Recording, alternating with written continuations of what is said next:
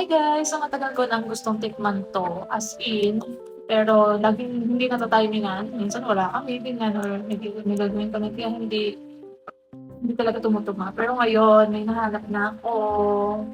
So ganito siya kalaki, ganito siya kalaki. Okey naman, amoy na amoy yung cocoa. Isa yung isa.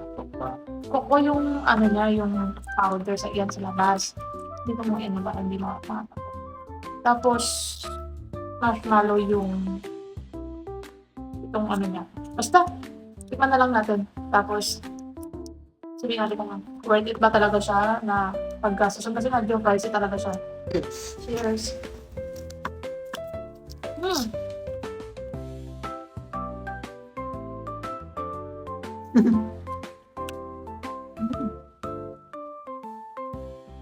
Mm.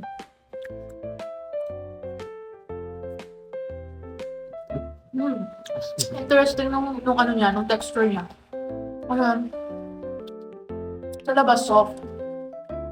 Lasang-lasang yung pagkapait nung cocoa sa labas, pero once na na-bite mo na yung inside, sarap. Sarap. Mm. Mm. Pwede dun sa mga matataas ang sugar. Pwede pwede to. Tsaka kasi kami, hindi kami sweet tooth. Ayaw namin sa mga matatamis, to be honest. Pero, edibles, no?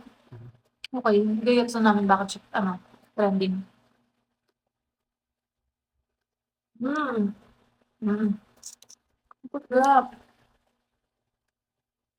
Madumi lang talaga na pag kinakain mo siya. Mm. Okay, all in all, okay siya sa'kin. From 1 to 10, anong rating mo? 8.5. Ako 9. Okay siya. Actually, this is from, Rosy Pizza. Cozy Kitchen. Okay.